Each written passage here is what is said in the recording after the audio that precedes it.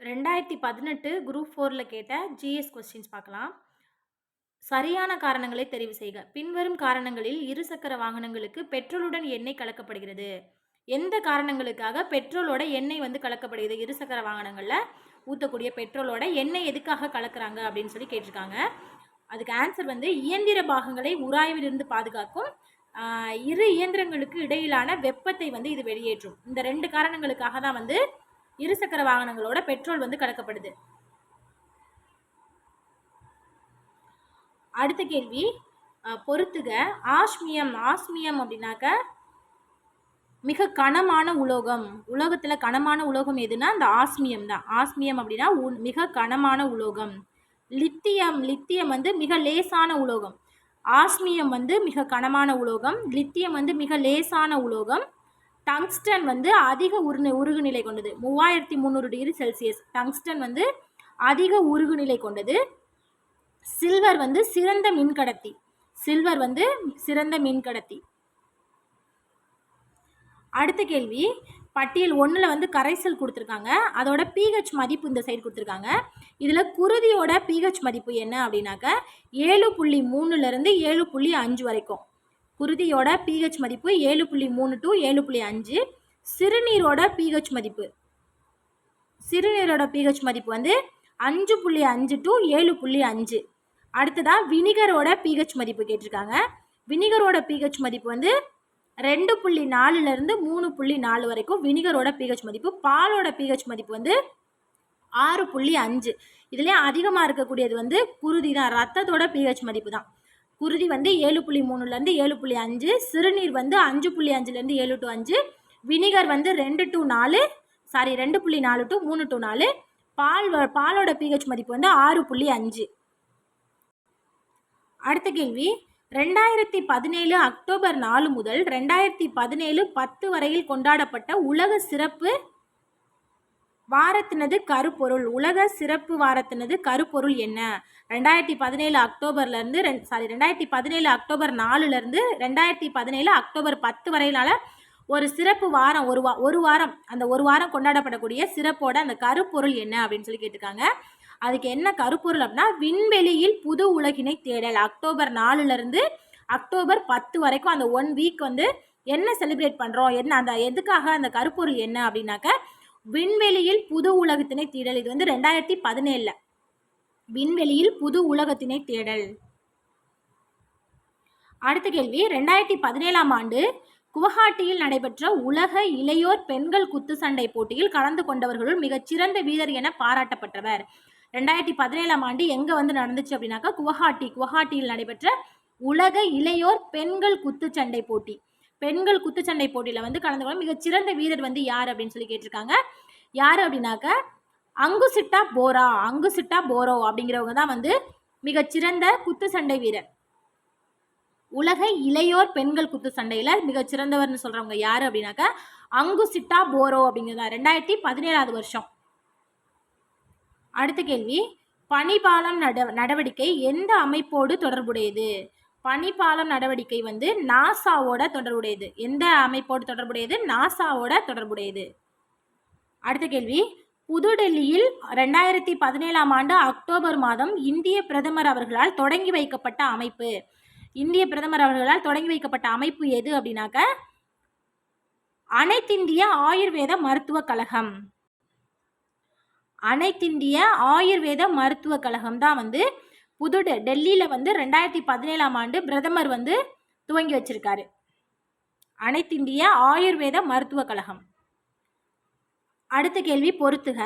செல்வி சாய்கோம் மீராபாய் சானு. இது இங்கே உள்ள பேர். இது யார் அந்த பட்டத்தை வென்றவங்க அப்படின்னு சொல்லி கொடுத்துருக்காங்க. செல்வி சாய்கோம் மீராபாய் சானு அப்படிங்கிறவங்க உலக பளுதூக்கும் சாம்பியன்ஷிப். இதில் அவங்க தான் வென்ற பட்டத்தை வென்றவங்க யார் அப்படின்னாக்க சாய்கோம் மீராபாய் சானு. உலக பளுதூக்கும் சாம்பியன்ஷிப்பில் சாம்பியனாக வாங்கினவங்க, பட்டம் பெற்றவங்க செல்வி சாய்கோம் மீராபாய் சானு. அடுத்ததாக செல்வி மேரி காம் எதில் சாம்பியன்ஷிப் வாங்கினாங்கன்னா ஆசிய மகளிர் குத்துச்சண்டை சாம்பியன்ஷிப். ஆசிய மகளிர் குத்துச்சண்டை சாம்பியன்ஷிப் யார் வாங்கினாங்க? மேரி காம் அப்படிங்கிறவங்க. அடுத்தது கோபி தொணக்கல் அப்படிங்கிறவங்க வந்து ஆசிய மாரத்தான் சாம்பியன்ஷிப், மாரத்தானில் வந்து சாம்பியன்ஷிப் வாங்கினவங்க யார் அப்படின்னாக்க கோபி தொணக்கல். அடுத்து செல்வன் அரவிந்த் சிதம்பரம். செல்வன் அரவிந்த் சிதம்பரம் அப்படிங்கிறவர் வந்து உலக இளநிலை V20 சதுரங்க சாம்பியன்ஷிப், உலக இளநிலை சதுரங்க சாம்பியன்ஷிப் வந்து யார் வாங்கினதுன்னா அரவிந்த் சிதம்பரம், செல்வன் அரவிந்த் சிதம்பரம்ங்கிறவங்க வந்து சாம்பியன்ஷிப் வாங்கியிருக்காங்க. இதெல்லாம் வந்து 2017 வருஷத்துக்கு உள்ளது. ஏன்னா இந்த கொஸ்டின் வந்து 2018 உள்ளது. அடுத்த கேள்வி, 2017 ஆண்டிற்கான வியாஸ் சம்மான் விருதிற்காக வியாஸ் சம்மான் தேர்ந்தெடுக்கப்பட்டுள்ள துக்கம் சுக்கம் என்ற நாவலின் ஆசிரியரான இவர் யார் அப்படின்னு சொல்லி கேட்டிருக்காங்க. துக்கம் சுக்கம் வந்து மம்தா காலியா. மம்தா காலியா தான் இந்த துக்கம் சுக்கம் அப்படிங்கிற நாவலோட ஆசிரியர். இவங்களுக்கு என்ன விருது 2017 கொடுத்துருக்காங்க அப்படின்னாக்க வியாஸ் சம்மான், வியாஸ் சம்மான்கிற விருது வந்து கொடுத்துருக்காங்க. துக்கம் சுக்கம் அப்படிங்கிற நாவலுக்காண்டி கொடுத்துருக்காங்க. யாருக்கு? மம்தா காலியா.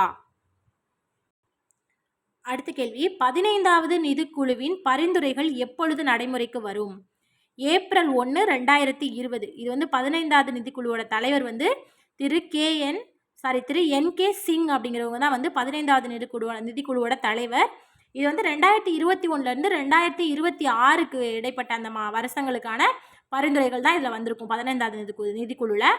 இது எப்போ வந்து இந்த பரிந்துரைகள் நடைமுறைக்கு வரும்னு கேட்டால் ஏப்ரல் 1, 2020. அடுத்த கேள்வி, செப்டம்பர் 2017 இந்தியாவின் முதல் யுனெஸ்கோ பாரம்பரிய சான்றிதழ் பெற்ற நகரம் எது?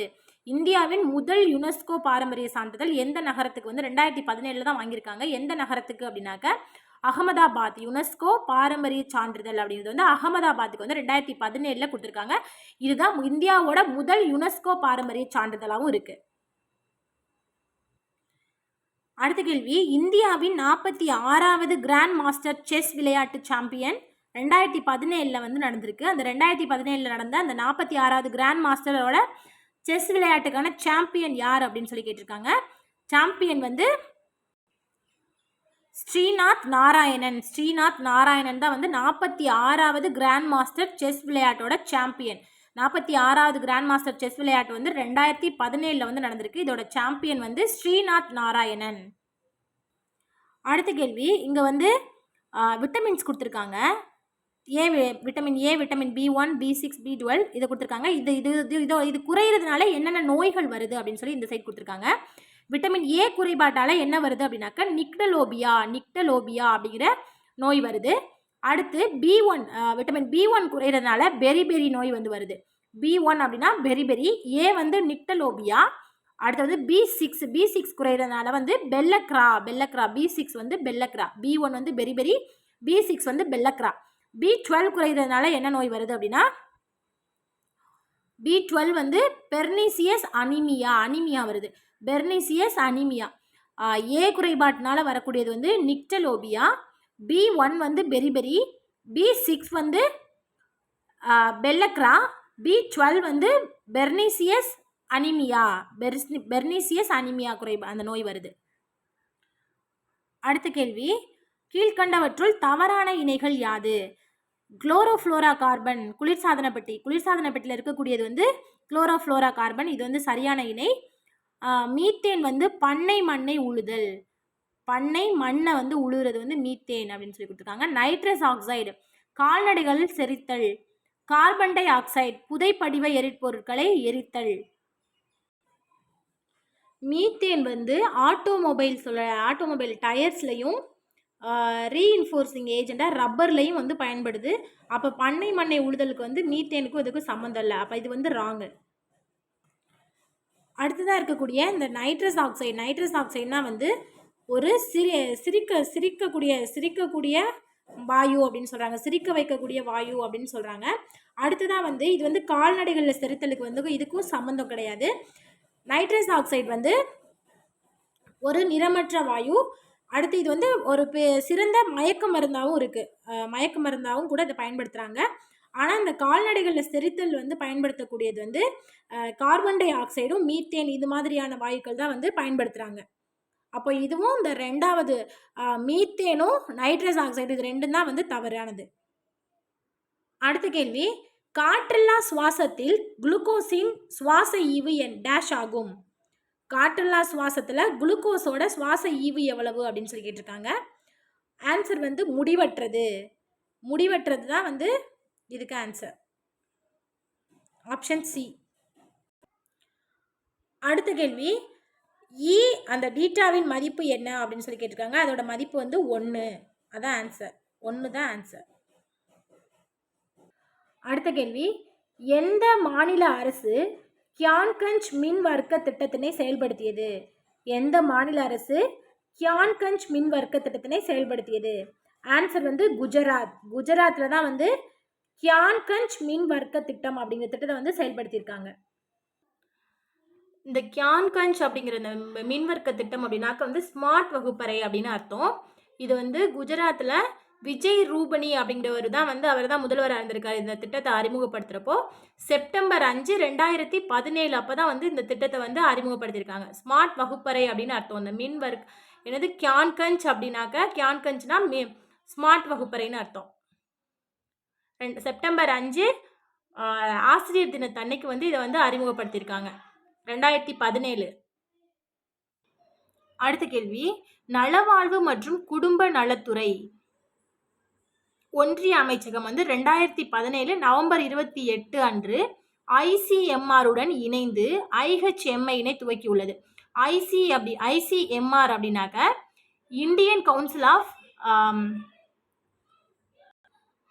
Medical research. Indian council of medical research அப்படின்னா வந்து ஐசிஎம்ஆர். இதோட இணைந்து IHMI அப்படிங்கிறத வந்து துவக்கி இருக்கு அப்படின்னு சொல்றாங்க. அந்த IHMI-யோட விரிவாக்கம் என்ன, அது வந்து எதை குறிக்கும் அப்படின்னு சொல்லி கேட்டிருக்காங்க. இந்திய அதிக இரத்த அழுத்தம் மேலாண்மை தொடக்கம். இதுதான் இதோட ஆன்சர். IHMI அப்படின்னா இந்திய அதிக இரத்த அழுத்த மேலாண்மை தொடக்கம். இதை வந்து நம்ம இங்கிலீஷில் பார்த்தோம்னா ஈஸியாக இருக்கும். IHMI அப்படின்னாக்க India hyper tension management initiative. India hyper tension management initiative. இதுதான் இதோட ஆன்சர். இது வந்து எப்போ துவங்கியிருக்காங்க அப்படின்னாக்கா 2017 நவம்பர் 28. அதோட தான் வந்து இந்த ஐசிஎம்ஆரை இணைச்சு இந்த IHMI அப்படிங்கிறத வந்து உருவாக்கியிருக்காங்க. அடுத்த கேள்வி, உணவுப் பொருட்கள் சம்பந்தப்பட்ட உலக தரத்தை அறிந்து கொள்ளும் பொருட்டு அமைக்கப்பட்ட கமிஷன் எது? அதாவது உணவுப் பொருட்களோட உலக தரத்தை அறிந்து கொள்ளும் பொருட்டு, உணவுப் பொருட்களோட தரத்தை வந்து அறிஞ்சிக்கும் பொருட்டு அமைக்கப்பட்ட கமிஷனோட பேர் என்ன அப்படின்னு சொல்லி கேட்டிருக்காங்க. கோட்டாக்ஸ் அலிமெண்டேஷன் கமிஷன். கோட்டாக்ஸ் அலிமெண்டேஷன் கமிஷன் அதுதான் வந்து இந்த உணவுப் பொருட்கள் சம்பந்தப்பட்ட அந்த தரத்தை அறிஞ்சிக்கிறதுக்காக அமைக்கப்பட்ட அமைப்பு, கமிஷன்.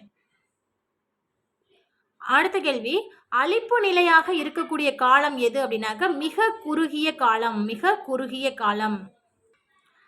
அடுத்த கேள்வி, ஆளுநருக்கு வந்து எந்த விதி? ஆளுநர், முதலமைச்சர், மேலவை, சட்டசபை இவங்களுக்குலாம் எந்தெந்த விதி கான்ஸ்டியூஷன் புக்கில் கொடுத்துருக்காங்க அப்படின்னு சொல்லி கேட்டிருக்காங்க. ஆளுநருக்கு வந்து எந்த விதி அப்படின்னாக்க 153. ஃபர்ஸ்டே வந்து கான்ஸ்டியூஷனில் வந்து ஆளுநருக்கு வந்து விதியை எழுதிடுறாங்க. விதி 153 வந்து ஆளுநர். முதலமைச்சர் வந்து 163. விதி 163. அடுத்து மேலவை அப்படின்னாக்க விதி 171. விதி 171. அது மேலவைங்கையில மேலே இருக்குது அப்படின்னு ஞாபகம் வச்சுக்கலாம். 170 171 பெருசு, மேலவைனா மேலே, அப்போ 171. சட்டசபை வந்து 170.